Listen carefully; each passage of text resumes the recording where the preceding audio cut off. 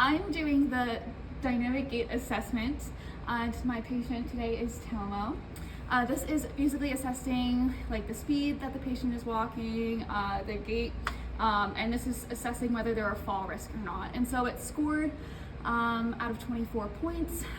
There are 8 different conditions scored on a scale of 0 to 3, from 0 being could not complete at all, to 3 being just done normally.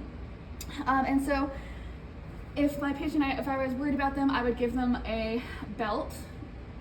If I was worried for that they were a fall risk immediately to use, but I think Tomo's gonna be okay, so we don't need a belt, but I will be walking by her. And the setup today is you don't have tape, so enjoy the tape measures. But basically you want them 15 inches apart and 20 feet long, and then you want markers at 0, 5, 10, 15, and 20 feet. And so for the first condition today, Tomo, I'm going to tell you, it's going to be walking on just like a level surface. And so basically I'm just going to say stand along this 0 end mark. When I say start, walk from the 0 mark to the 20 mark at your normal walking speed. Okay, so you ready? Perfect. Walk. So you can start.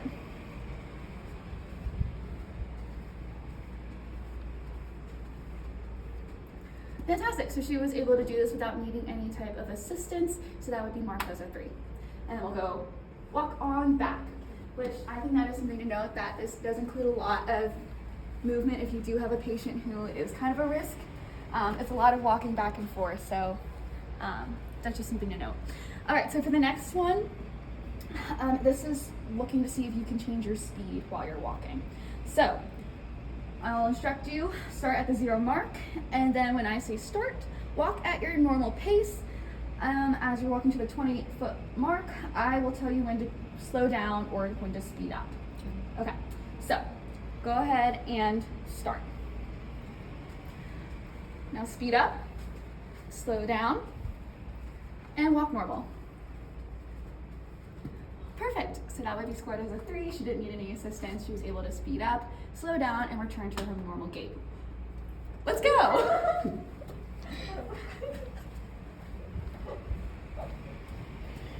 Perfect. So for this next one, I will be testing whether she can walk while turning her head left and right. So before I get started, I just want to make sure that she does have head mobility. So pretend my hands sanitized. And then don't worry, I won't touch your face. So go ahead and turn your head towards the left.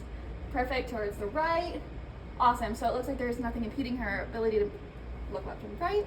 45-degree angles, and so instructions are stand at the 0 mark. When I say start, you're gonna walk to the 20-foot mark, and I'll let you know when to look right while you're walking and then when to turn your head towards the left, but keep walking while your head is turned. Okay. Any questions? Let's do it. All right, go ahead and start. All right, look right, look left, and look straight. Beautiful. That's a 3. Good job. All right, let's go and do it again. All right. Again, for this one, we are checking gait, but with vertical head movements. And so we're gonna try and make sure she has good mobility. So go ahead and look up and then look down. Beautiful. And so when I say start, I will let you know when to look up and when to look down. So go ahead and start, and look down, look up, and look forward. Perfect. Hey, and then it was a 3. But don't worry about that, because that won't usually be there. It's supposed to be tape, but I'm broke and couldn't afford masking tape at the moment. So for the tape measure. Good point. Anyway, so for this next test, we're going to see, look at her ability to pivot. So instructions are stand at the 0 mark and walk at your normal speed down to the 20, and then turn around and start walking back. And turn around as quickly as you can. So go ahead and start, and I will tell you when to turn around. posture. And perfect. And then pivot, turn around, stop, and perfect. And I'll head right back.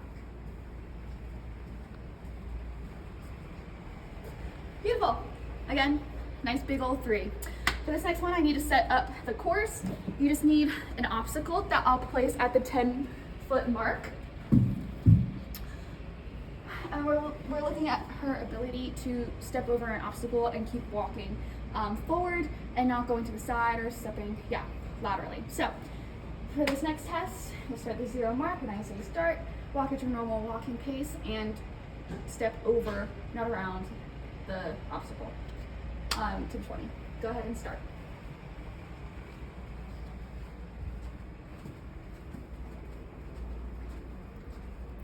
Beautiful. Another 3. All right. Now we'll go ahead and set up the next one. For this next one, you want 2 mirrored objects that, look the same. Ideally cones, but again, broke girl. All right. And then we'll just put one here, and then we'll put one here. Yeah, I'll just kind of set them along the 10 mark. Sorry. There we go. Perfect. Alrighty. Alrighty. When I say start, you're gonna walk. I will instruct you when to walk to the right of an obstacle and then walk to the left, and just walk into your normal walking pace to go around them. Okay. Go ahead and start. Go to your left, and then move to your right around that. And then normal walking speed to the 20. Beautiful. And number 3, she was able to walk around them without needing any type of assistance. All right, we are almost there. Next, we're gonna come over here to the stairwell. So we might just leave her here and hope it doesn't become an issue for other passerbyers. Awesome. Whoa, these are big stairs. Beautiful.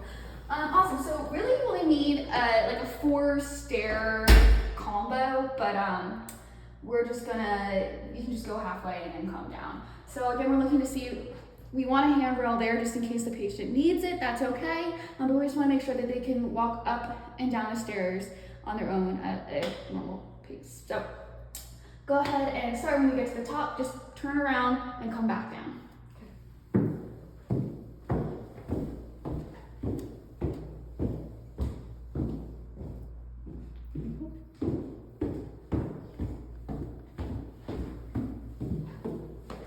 Beautiful, fantastic, perfect. So a 3 would be if she didn't use the handrail at all. So maybe I would mark that as like a 2. She needed, but she still had good gait and speed. And so basically this is the end of the dynamic gait assessment. If you do see that they have any problems, if they score a 19 or if they score a 19 or lower, that means that they are a fall risk. So I think you're going to be just fine. And if you do think they're a fall risk, follow up with more balance testing to see if there's a more like central or peripheral issue.